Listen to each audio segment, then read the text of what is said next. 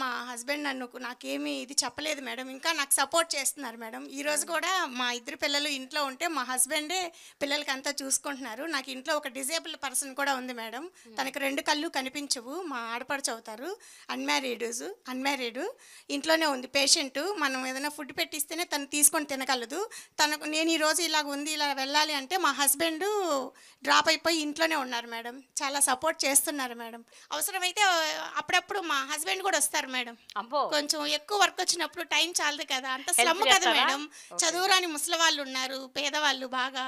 వాళ్ళకి ఒకరోజు పని మానేసేసి వాళ్ళు ఇంట్లో దీనికోసం ఉన్నారనుకోండి, వాళ్ళకి పని పోద్ది, మళ్ళీ పని వాళ్ళు పెట్టుకోరు అని చెప్పేసి వాళ్ళు ఇబ్బంది పడకూడదని చెప్పి అప్పుడప్పుడు మా ఫ్యామిలీ మెంబర్స్ కూడా ఈవెన్ నేను వాష్రూమ్కి వెళ్ళినా కానీ ఎవరైనా ఏదైనా అడిగినా కానీ ఫోన్ చేసినా కానీ బాగా రిసీవ్ చేసుకొని నాకు సపోర్ట్గా ఉంటున్నారు మేడం. నేను వాలంటీర్గా జాయిన్ అయినప్పుడు కరోనా టైంలోనే ఒక ఫ్యామిలీలో ఒక ఆవిడ ఇంటి పనులకు వెళ్ళేది. తనకి కోవిడ్ అటాక్ అయిందని తనకే తెలియదు మేడం. వంటగదిలోనే ఉండిపోయింది 2 రోజులు. మేము విజిట్కి వెళ్ళి సర్వేలకు వెళ్ళినప్పుడల్లా ఫ్యామిలీ మెంబర్స్ మాట్లాడుతున్నారు కానీ తను నాకు కనపడట్లేదు, మాట్లాడట్లేదు. నేను అడిగితే ఊరెళ్ళింది అన్నారు. 2 రోజులు ఊర్లే వాళ్ళు తను వెళ్ళదు అని చెప్పేసి తను పనిచేసే వాళ్ళ ఓనర్స్ని అడిగాను మేడం నేను మామూలుగా. తను రావట్లేదమ్మా, ఫోన్ కూడా లిఫ్ట్ చేయట్లేదన్నారు. తర్వాత నేను వెళ్ళి తనతో మాట్లాడి, వంటగది ఉంది గోడ దగ్గరికి వెళ్ళి పిలిచి మాట్లాడితే తను ఏడ్చింది మేడం. మా ఇంట్లో మా హస్బెండ్కి కూడా తెలియదండి, నాకు నీరసంగా ఉందన్నాను. తను నాకేదో అయ్యిందని ముట్టుకోకూడదని మా హస్బెండ్ కూడా నన్ను అసలు పట్టించుకోలేదు అంటే వెంటనే వాళ్ళకి రేషన్ కూడా ఇప్పించి నేను ఇంటికి తీసుకెళ్ళి ఇచ్చాను మేడం. 20 కిలోల బియ్యం నేను మోసుకొని వెళ్ళి వాళ్ళ ఇంటికి ఇచ్చాను మేడం. చాలా హ్యాపీగా ఫీల్ అయ్యింది. అలాగే మందులు కూడా మా ఆశా వర్కరు ఏఎన్ఎం సహాయంతో మందులు కూడా ఇప్పించాను మేడం. ఒక లేడీకి నేను మామూలుగా డీటెయిల్స్ అడగమని జాయిన్ అయినప్పుడు అడిగాను మేడం. బుక్ పెట్టి నోట్ చేసుకుంటున్నాను. అతను కొంచెం జనసేన ఇదనమాట, టీడీపీ జనసేన. మమ్మల్ని చూడగానే డోర్ వేసేసారు మేడం. 2 రోజులు వెళ్ళాను, 3 రోజులు వెళ్ళాను. తర్వాత 4th డేకి వాళ్ళ మిస్సెస్ కొంచెం ఇదయ్యి ఎందుకండి డీటెయిల్స్ అంటే, కాదండి రాసుకోవాలి, మీకు ఏదన్నా గవర్నమెంట్ నుంచి వచ్చే పథకాలు మీకు మేము చెప్పాలి, మీకు ఎలిజిబుల్ అయితే పెట్టిస్తామండి, డీటెయిల్స్ ఇవ్వండి అంటే వాళ్ళ మిస్సెస్ ఇచ్చారు మేడం. హస్బెండ్కి తెలియకుండా ఇచ్చారు ఆధార్ అవన్నీ. ఆవిడ అప్పుడు ప్రెగ్నెంట్ మేడం. 2 months తర్వాత హాస్పిటల్కి తీసుకెళ్లారు ఆమెని. కంగారులో ఆధార్ లేదు. హాస్పిటల్లో ఆధార్ ఉంటేనే ఆపరేషన్కి ఇది చేస్తానన్నారు. ఫోన్లో చూసుకున్నారు, ఫోన్లో లేదు. ఏం చేయాలో అర్థం కాలేదు. అప్పుడు తను స్ట్రెచ్చర్ మీద పడుకొని ఉన్న తను నాకు ఫోన్ చేయమని వాళ్ళ హస్బెండ్కి చెప్పింది మేడం. తన ఫోన్ ఇచ్చి తను ఫోన్ చేస్తే నైట్ 10:30 మేడం. నేను ఆధార్ వాట్సాప్ పెట్టాను. చాలా హ్యాపీగా ఫీల్ అయింది మేడం తను. అదే ఫ్యామిలీ తిరుమల వెళ్ళారు మేడం 2 months బ్యాక్. తిరుమలకి వెళ్తే మార్నింగ్ 6కి అందరు ఆధార్లోనే, హస్బెండ్ ఆధార్ లేదంట మేడం. ఆ రోజు ఆధార్ నంబర్ ఇస్తేనే టికెట్ ఇస్తానన్నారంట మేడం టీటీడీలో. అక్కడ వాళ్ళు చెప్పారంట, మీరు ఎక్కడి నుంచి వచ్చారంటే విజయవాడ అంటే, ఆధార్ మాది లేదండి పంపించండి అంటే, మీ వాలంటీర్ ఉంటారు కదా వాళ్ళ దగ్గర ఉంటాయి డీటెయిల్స్, కాల్ చేసి తీసుకోండి, ఆధార్ ఇస్తేనే మీకు టోకెన్ ఇస్తాము, టికెట్ ఇస్తాము దర్శనానికి పక్కన నిల్చోబట్టారంట మేడం. వాళ్ళ మిస్సెస్ అప్పుడు మళ్ళీ ఫోన్ చేసింది మేడం. నేను ఆధార్ నెంబర్ వెంటనే ఫస్ట్ రింగ్కే లిఫ్ట్ చేసి ఇచ్చాను మేడం. చాలా హ్యాపీగా ఫీల్ అయ్యి ప్రసాదాలు కూడా తీసుకొచ్చి నాకు ఇచ్చింది మేడం. ఇంకోటి మేడం, ఒకళ్ళకి కంటి ఆపరేషన్ జరిగింది మేడం. వాళ్ళు ఏంటంటే 1వ తారీఖు కన్నా ముందే గుంటూరు హాస్పిటల్లో, ఇక్కడ శంకరి హాస్పిటల్లో అడ్మిట్ అవ్వాలి. వాళ్ళ దగ్గర కొంచెం మనీ తక్కువగా ఉంది. నాకు ఆ రోజు నైట్ ఫోన్ చేశారు మేడం, ఇలా మార్నింగ్ వెళ్ళిపోతున్నామమ్మా, మాకు మరి పెన్షన్ ఎలాగా, వచ్చాక తీసుకుంటానులే అమ్మా, ఉంచండి అన్నారు మేడం. ఇంకా ఆ రోజు నైట్ నాకు చెప్పారు, వాళ్ళు వచ్చి ఇక్కడ అడ్మిట్ అయిపోయారు మేడం. వెళ్ళే ముందు ఫోన్ చేయండి అన్నాను మేడం, కానీ నాకు ఫోన్ చేయలేదు. ఈవినింగే వచ్చేసారంట. ఇంకా వాళ్ళ కొడుకు కూడా కోడలు కూడా నాకేం చెప్పలేదు మేడం. అందరూ హాస్పిటల్కి వచ్చేసారు. చిన్న పిల్లలు అది ఉన్నారు, ఆయనకి మనవాళ్ళు తీసుకొని వచ్చేసారు.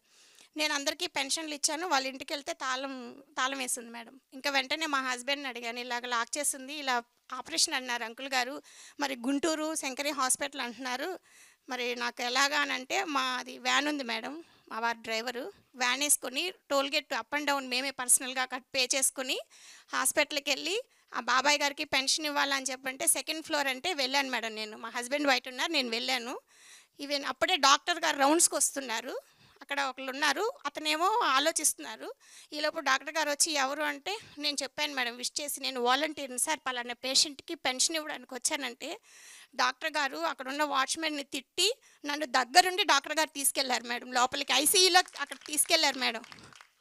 ఆపరేషన్ అయినా కానీ వాళ్ళ ఫ్యామిలీ మెంబర్స్ని కూడా ఒక్కరిని కూడా అక్కడికి రానివ్వలేదు మేడం.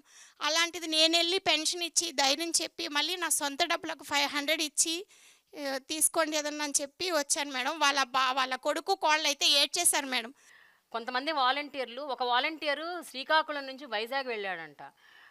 ఎవరో ఒక వృద్ధురాలు ఆవిడ హాస్పిటల్లో అడ్మిట్ అవుతే, సేమ్ నీలాంటి కేసే, హాస్పిటల్కి వెళ్ళి పెన్షన్ ఇచ్చేసి వచ్చాడంట. ఇంకేదో ప్రకాశం జిల్లా నుంచి హైదరాబాద్లో ఎవరో అడ్మిట్ అవుతే అక్కడ దాకా వెళ్ళారంట. వాళ్ళ సొంత ఖర్చులు పెట్టుకొని వెళ్ళారంట. జగనన్న గారు నేనున్నాను, నేను విన్నాను, నేను చూశాను, నేను ఉన్నాను అన్న దీనితో మాకు ఎప్పుడూ ఇబ్బంది పెట్టరు. జగనన్న గారు న్యాయం చేస్తారని ఆశిస్తున్నాము.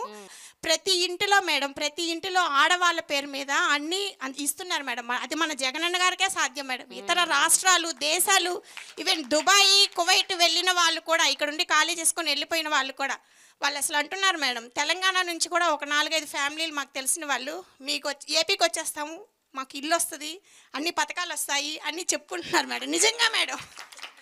ఇప్పుడు డేటా కలెక్షన్ టైంలో మీకు చాలా ప్రాబ్లమ్స్ ఫేస్ చేశారు కదా ఇనీషియల్గా. ఇప్పుడు కాకపోవచ్చు, బట్ ఇనీషియల్ టైమ్స్లో. సో ఈ డేటా మీరు కలెక్ట్ ఎట్లా చేసుకుంటారంటే, అంటే ఏమేమి ఇన్ఫర్మేషన్ మీరు తీసుకుంటారు? ఎందుకంటే దీని మీద చాలా ఆరోపణలు వచ్చాయి. అంటే మీరు పర్సనల్ డీటెయిల్స్, ఇన్డెప్త్ పర్సనల్ డీటెయిల్స్లోకి వెళ్ళిపోయి ఇవన్నీ కూడా మీరు తీసుకుంటున్నారు. మీ మీద విపరీతమైన ఆరోపణలు వచ్చాయి.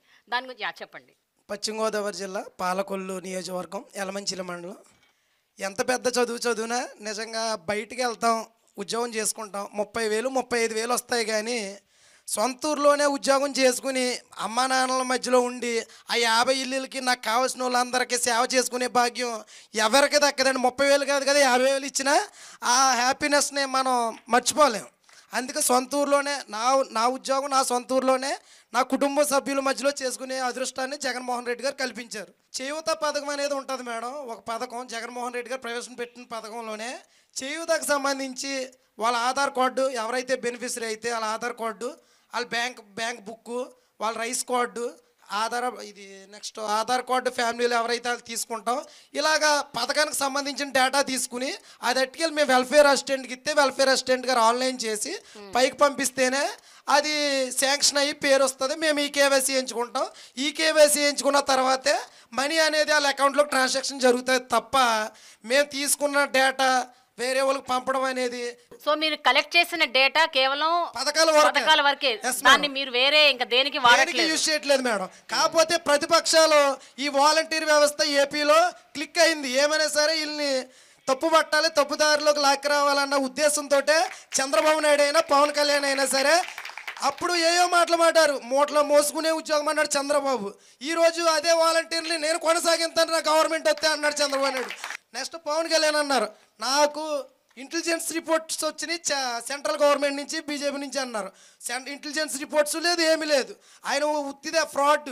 నిజంగా మేము ఇంటింటికి సంక్షేమ పథకాలు పట్టుకెళ్తుంటే ఒక ఎంపీటీసీకి కానీ, ఒక సర్పంచ్కి కానీ, ఒక ఎమ్మెల్యేకి కానీ వీళ్ళు ఎవరికి దక్కని గౌరవం ఇవాళ ఇక వాలంటీర్కి దక్కిందంటే మా గర్వకారణం.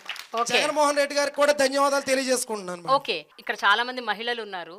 ఎవరన్నా ఒక మహిళ నిలబడి అంటే చాలా బాధపడ్డ సందర్భాలు ఏంటండి? కొన్ని ఆరోపణలు వింటున్నప్పుడు బాధ వేసిన సందర్భాలు ఏంటి? నమస్కారం మేడం, నా పేరు ఈశ్వరి. నేను మైలవరం నియోజకవర్గం కొండపల్లి సచివాలయంలో వర్క్ చేస్తున్నాను. ఇప్పుడు మా మీద పవన్ కళ్యాణ్ గారు జూన్ 9వ తారీఖున ఇదే కందేరు గ్రామంలో జరిగిన సభలో చెప్పారు, మేము 20 నుంచి 30,000 మంది అమ్మాయిల్ని ఇతర దేశాలకు సరఫరా చేస్తున్నామని చెప్పారు కదా. సరే మేడం, మాకున్నాయి ఒక 65 కుటుంబాలు ఉన్నాయి. అవి నిజంగా మేము 20,000 30,000 కూడా అవసరం లేదు. ఒక్క ఫ్యామిలీ నుంచి ఒక్క అమ్మాయిని మేము రవాణా చేసినట్లు కనుక ఎక్కడైనా నిరూపించగలుగుతారా? మేము రాము, మేమైతే అతనితో రాము. వాళ్ళ ఇష్టం, వాళ్ళ ఏ ఫ్యామిలీని సెలెక్ట్ చేసుకుంటారో చేసుకోమనండి. సో అక్కడికి వెళ్ళి వాళ్ళ ఇంట్లో అమ్మాయి డేటా మేము అడిగామా, వాళ్ళ అమ్మాయికి పెళ్ళయిందా లేదా అని అడిగామా? మేము అడిగేది ఏంటంటే మీ ఇంట్లోని ఏవైనా హెల్త్ ప్రాబ్లమ్స్ ఉన్నాయా లేదా, మీరు అర్హులై ఉండి కూడా మీకు ఏమైనా పథకాలు అందడం లేదా అని అడుగుతాం తప్ప మీ ఇంట్లో పెళ్ళైన అమ్మాయిలు ఉన్నారా, పెళ్ళిగాని అమ్మాయిలు ఉన్నారా, 16 సంవత్సరాల 18 సంవత్సరాలని మీ ఏ కుటుంబాన్ని కూడా అడగం మేడం. ఇకపోతే చంద్రబాబు నాయుడు గారు మేము గోనె సంచులు మోస్తున్నామని కూడా మా మీద చెప్పారు. సరే మేము గోనె సంచులు మోసాం, అవి ఎక్కడి నుంచి వచ్చాయి మేడం? గతంలో చంద్రబాబు నాయుడు గారు జన్మభూమి కమిటీలు పెట్టారు కదా, మరి అక్కడ ప్రజల ప్రాబ్లమ్స్ అన్నీ నింపబట్టే కదా ఆ గోను సంచులు నిండిపోయాయి. అక్కడ ఆ సంచులే కదా 2,62,000 మంది వాలంటీర్లు మేము ఇప్పుడు మోస్తున్నాం కదా. అవి ఈ గడిచిన 4.5 సంవత్సరాల్లో కూడా సంచులు కూడా తరిగిపోయాయి. మిగిలిన అందులో లేడానికి సమస్య ఉండడానికి ఏం లేదు. ఆ సంచులు వాళ్ళ ఇళ్లలో సూట్ కేసులు వాళ్ళు నింపుకున్నారు. ప్రజల సమస్యలన్నీ తీసుకెళ్ళి గోను సంచుల్లో పెట్టారు. ఇప్పుడు జగనన్న అంటే జగనన్న ప్రభుత్వం కాదు మేడం, ఇది జగన్ ప్రభుత్వం, జన ప్రభుత్వం ఇది. ఎందుకు అంటారా? ఒకే ఒక రీజన్ చెప్తున్నాను. ఆంధ్ర రాష్ట్ర తెలుగు ప్రజలందరికీ కూడా ఒక ధీమా అనేది ఇచ్చారు జగనన్న. ఎందుకు అంటే పెన్షన్కి ఇది వరకు చెట్ల కింద అసలు వికలాంగులు కానీ, వితంతువులు కానీ, వృద్ధులు కానీ క్యారేజ్ కూడా తెచ్చుకొని, నేను నా కళ్ళతో చూసాను మేడం, క్యారేజ్ కూడా తెచ్చుకొని సాయంత్రం దాకా ఎండలో నుంచొని కొంతమంది చేత అయితే ఇచ్చేసామని కూడా ఇచ్చి పంపించే వాళ్ళు ఏడ్చిన రోజులు కూడా నేను చూశాను. అప్పుడు అనిపించింది మేడం, ఇలాంటి వాళ్ళకి ఏదైనా వస్తే బాగుండు అనుకున్నా, కానీ అది మా ద్వారా వస్తుందని నేను అసలు ఊహించలేదు. నేనైతే చాలా హ్యాపీగా ఫీల్ అవుతున్నాను. జగనన్న ప్రభుత్వంలో న్యాయం జరుగుతుందనే ధీమా వచ్చింది.